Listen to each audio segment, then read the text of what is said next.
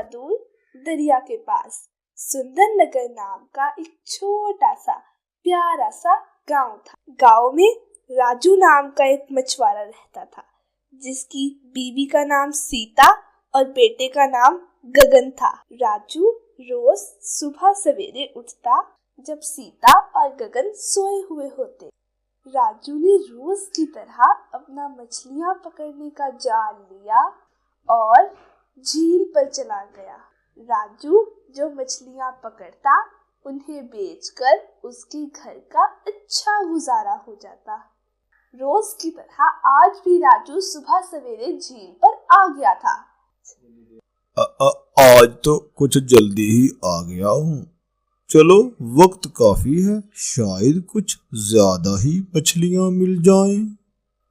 ऐसा सोचकर राजू ने अपना जाल निकाला और झील में फेंक दिया। जल्द ही कुछ मछलियाँ राजू के जाल में आ जाती हैं। आज तो किस्मत की देवी कुछ ज्यादा ही मेहरबान है, इतनी जल्दी मछलियाँ आ गईं जाल में। वो दोबारा अपना जाल झील में डाल देता है, लेकिन इस बार काफी वक्त गुजर जाने के बाद भी कोई भी मछली उसके जाल से ना टकराई। फिर अचानक झील के पानी में बड़ी बड़ी लहरें पैदा हुई और एक हलचल सी मच गई झील के पानी में। ये था एक जल परियों का घोल जो भटककर गहरे समुद्र से झील में आ गया था। बहुत मजा आ रहा है मम्मा झील के पानी में। क्यों ना हम कुछ दिन इधर ही गुजार लें? नहीं नहीं नहीं, हरगिज नहीं। पता है यहाँ पर इंसान होते हैं जो बहुत लालची होते हैं, जो पैसों के लिए कुछ भी कर देते हैं। अभी ये बातें कर ही रही थी जलपरियां कि छोटी लाडो जलपरी अचानक बेख्याली में जाल से जा टकराई और उसके पर बुरी तरह जाल में फंस गए। जलपरियों का घोल लाडो को जाल से निकालने की पूरी कोशिश करने लगा, लेकिन लाडो के पर निकल ही नहीं रहे थे। वो जाल में बुरी तरह फंस चुके थे। ऐसे में राजू के जाल की रस्सी भी जोर जोर से हिलने लगी। लगता है किस्मत की देवी फिर से मेहरबान हो गई। ऐसा सोचा राजू ने और अपना जाल अपनी तरफ खींचा। लेकिन इस दफा राजू ये देखकर हैरान रह गया कि उसकी जाल में एक जल परी थी जो जाल में पूरी तरह फंस चुकी थी। ऐ नेक दिल मछुआरे, हम भटक गए थे और झील में आ गए थे। ये हमारी बेटी आपकी जाल में आ गई है, उस पर दया करो और उसे छोड़ दो, ऐसा बोला मम्मा जलपरी ने। हम इंसान हाथ आया माल वापस नहीं करते, ऐसे ही चलता है हमारी दुनिया में। और जल परी तो बहुत नायाब होती है, नहीं छोड़ूंगा। जल परी और जल राजा ने बहुत मिन्नतें की राजू की, लेकिन राजू था कि मानने को तैयार ही नहीं था। जल परी और जल राजा की सारी खुशियां खो गई थीं और वो रोने लगे। राजू उनको रोता छोड़कर अपने घर की तरफ चल दिया। गगन की माँ कहाँ हो? जल्दी से आओ, देखो आज कैसा खजाना हाथ आया है। अरे आती हूँ, क्यों शोर मचा रहे हो? देखो जलपरी मिली है मुझे झील से। हाँ देखो ये कितनी खूबसूरत है।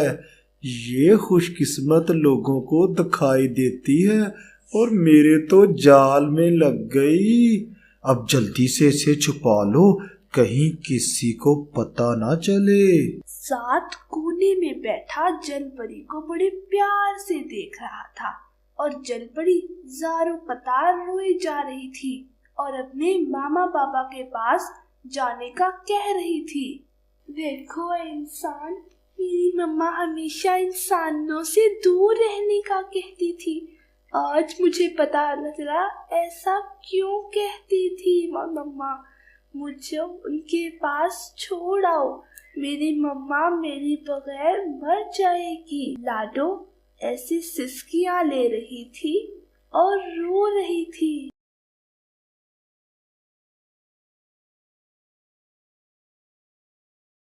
सीता ने लाडो को संदूक में डालकर एक कोने में रख दिया। अजी, करेंगी क्या इसका? पागल हो गई हो, ये कोई आम चीज है? जल परी है, ये बहुत नायाब होती है। मैं कल म्यूजियम वालों के पास जाऊंगा और इसे बेच दूंगा। बहुत पैसे मिलेंगे इसके, ढेर सारे पैसे, ढेर सारे पैसे। गगन लाडो के पास जाने को बहुत बेचैन था। जब गगन के मम्मा पापा सो गए तो गगन चुपके से लाडो के पास गया, संदूक खोला और बहुत प्यार से लाडो को बाहर निकाल दिया। तुम्हारे भी मम्मा पापा है मेरे मम्मा पापा की तरह? हाँ, और मैं उनसे बहुत प्यार करती हूँ और वो भी मेरे बगैर नहीं रह सकते। क्या तुम रह सकते हो अपने मम्मा पापा के बगैर? ये सब सुनकर गगन भी लाडो के साथ रोने लगा। मैं तुम्हारी मदद जरूर करूँगा, चाहे इसके बदले मेरे मम्मा पापा मुझे जो भी कहे, गगन ने कहा। और काफी सारी बातें करने के बाद गगन लाडो को अपने स्कूल के बैग में डालकर एक कोने में रख देता है और चुपके से अपने कमरे में चला जाता है। साथ आज कुछ ज्यादा ही सुबह सवेरे उठ जाता है। नाश्ता करके बहुत ध्यान से अपना स्कूल का बैग उठाकर स्कूल की तरफ चल देता है। लेकिन थोड़ा आगे जाकर गगन स्कूल जाने की बजाय झील की तरफ चला जाता है और जल्दी से लाडो को अपने बैग से निकालकर झील में छोड़ देता है। और लाडो के मम्मा पापा जो रात से वहीं बैठे हुए थे, उन्हें अपनी आंखों पर यकीन नहीं आ रहा था और वो खुशी के मारे रोने लगे। तुम कौन हो प्यारे बच्चे? ये कहते हुए उनके खुशी के आंसू रुकने का नाम ही नहीं ले रहे थे। मम्मा, ये गगन है, जो इंसान मुझे पकड़कर ले गया था, ये उसका बेटा है। शुक्रिया बेटा, तुम्हारा हमारी जिंदगी में फिर से खुशियां लाने के लिए। लाडो बहुत अच्छी है, मेरे बाबा भी बहुत अच्छे हैं, लेकिन हम इंसान पैसों के लालच में अंधे हो जाते हैं। मेरे पापा लाडो को म्यूजियम में ले जाने वाले थे, मैं इसे छुपा कर ले आया हूँ। उधर राजू संदूक खाली देखकर सीता पर चिल्ला रहा था। कहा था ना, संभाल कर रखना, हाथ आया खजाना निकल गया। हाय, हमारी तो किस्मत ही खराब है। जी, मैंने तो ध्यान से रखा था, पता नहीं कैसे हो गया ये सब। गगन, क्या तुम कुछ देर यहाँ रुक सकते हो? हाँ, बस तुम इधर ही रुको, मैं थोड़ी देर में आया, ऐसा बोला जल राजा ने। और जल राजा बिजली की सी तेजी से गहरे समुद्र में से एक हीरा लाकर गगन को दे देता है। ये अपने पापा को देना, मार नहीं पड़ेगी तुम्हें। ये कहकर जल राजा और जल परी हंसने लगे, लेकिन लाडो फिर से रोने लगी। पापा, गगन के पापा गगन को डांटेंगे। नहीं, ये हीरा देखकर वो बहुत खुश हो जाएंगे, क्योंकि ये बहुत कीमती है। अच्छा, अब मैं चलता हूँ, ये बोलकर गगन जाने लगा। तुम्हारा बहुत शुक्रिया नेक दिल बच्चे। गगन जब घर आया तो अपने मम्मा पापा को देखकर चुपके से कोने में बैठ गया। पापा, आप उदास क्यों हो? बस बेटा, किस्मत ही खराब। जल परी हाथ लगी थी, लेकिन तुम्हारी माँ ने संदूक का ढक्कन खुला छोड़ दिया। पता नहीं कहाँ चली गई। कहीं तुमने तो नहीं छोड़ दिया उसको? ये सुनकर गगन बोला, पापा, मेरे लिए उस दुनिया में सबसे कीमती आप हो, और आपके लिए कौन है?